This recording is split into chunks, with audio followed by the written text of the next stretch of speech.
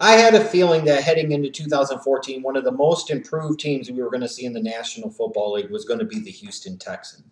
I mean, they didn't really have anywhere to go but up. A team that lost its last 14 games in 2013 still had some really nice pieces in place. You had a new head coach in Bill O'Brien coming in from Penn State, who's going to attempt to instill some toughness and some physicality into this organization.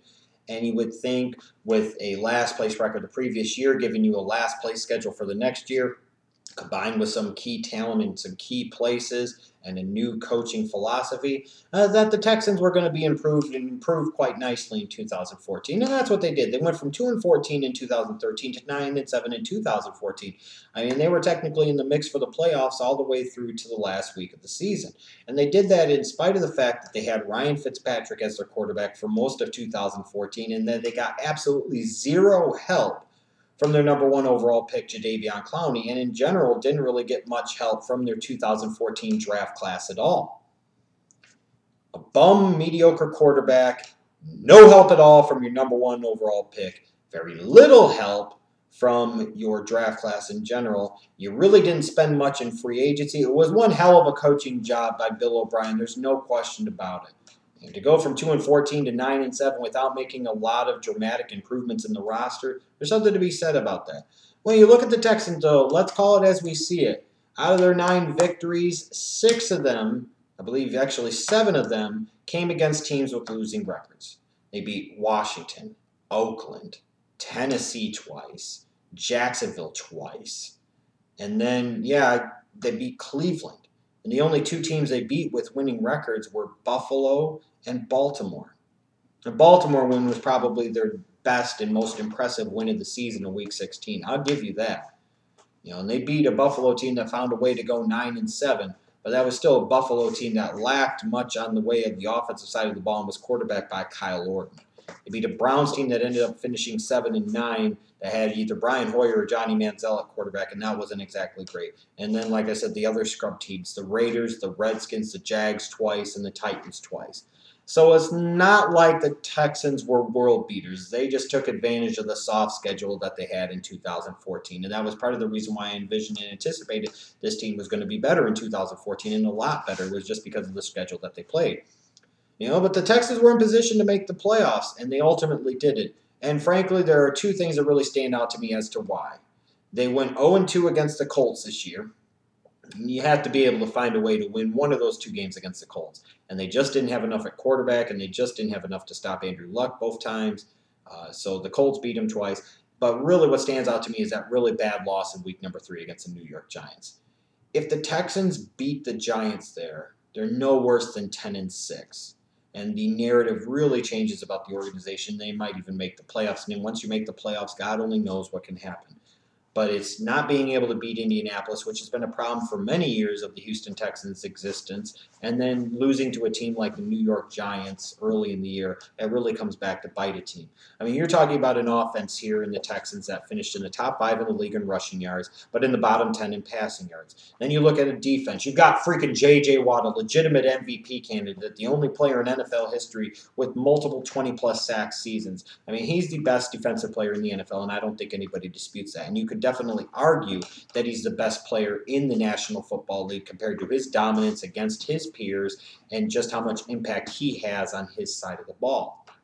You can make that argument even though he's not a quarterback. And you look at this defense, they were top 10 against the run and in points allowed. A lot of things fed off of J.J. Watt, and it's not like, let's be perfectly honest, this is the most talented defensive unit in Houston that you could possibly imagine.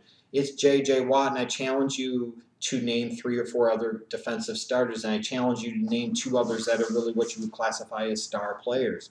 A lot of people foolishly envisioned that Jadeveon Clowney was going to be one of them, but again, you got 0 contribution out of your number 1 overall pick on the defensive side of the ball. 0. Your team still found a way to finish top 10 in the league against the run and in points allowed.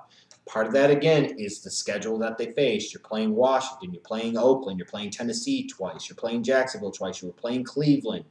You weren't in Buffalo. You weren't exactly playing a bunch of offensive juggernauts here. Let's be perfectly honest. You just weren't.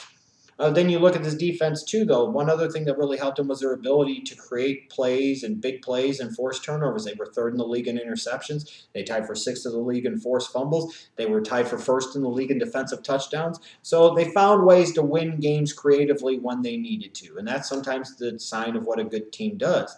And which, like I said, to me was all the more impressive because they really didn't do much to improve their team in free agency in the offseason, and they really didn't do that good of a job in the draft. Suafilo really didn't contribute much. Nix didn't contribute much. Fedorowicz started for a portion of the year, but I wouldn't exactly say he was a great contributor. Savage was their fourth-round pick. He really didn't do much either. Clowney obviously did absolutely nothing, and he was the number 1 overall pick. So a team with nothing out of a draft class, nothing out of free agency, boasts a 7-win improvement in one season. And while that's a good thing and that gets Texan fans, I'm sure, happy, don't be fooled. They took advantage of a soft schedule, and there are problems there that need to be addressed if this Texan team wants to contend for a playoff spot in 2015. What needs do they need to address? Well, first and foremost, you cannot be serious about going into next year with a quarterback trio of, let's say, Fitzpatrick, Mallett, and Savage. You have to find somebody. This organization really paid a price for not getting either Bridgewater or Carr in this draft. If they did, you're maybe talking about an 11-win Texans team that could have won the division potentially. And, once you get in the playoffs, again, anything could happen. How much better would you feel about the Texans' future where even if they'd taken Clowney instead of taking Suafilo, they'd have traded up to get a Bridgewater, stayed put and taken Carr, and had those guys develop as they went through the rookie season. Imagine what would have happened there. Imagine how well those quarterbacks would have done with Andre Johnson and DeAndre Hopkins to throw to an Arian Foster to hand the ball off to. Scary thought. This is a team that has a lot of needs on defense, frankly, in my opinion, as well, after quarterback, which has to be the priority. This is a team that did finish top 10 in the league versus the run and top 10 in points allowed. They have the best defensive player in the National Football League in J.J. Watt. They've made a lot of big plays and forced a lot of turnovers when they needed to in 2014, but their secondary is doo-doo. They lack depth and talent at corner. They lack talent and depth at safety. They could use somebody on that line, in particular, I believe, at the nose tackle position that could take some of that pressure off of J.J. Watt and absorb more double teams. They could use some help on that offensive line as well at right tackle and inside at the guard positions. This is a Texans team that I think, again, going into 2015, needs to continue to build on that physical mentality that they established under Bill O'Brien in year number 1. They need to find those players on the defensive side of the ball that continue to build up that physical reputation, that physical identity on the offensive line as well. But most importantly of all, if they didn't do anything else in this offseason, they have to find a quarterback. They cannot go into 2015 with the same scrub army that they had in 2014 at the position and expect to finish 9-7 again. It just isn't going to happen.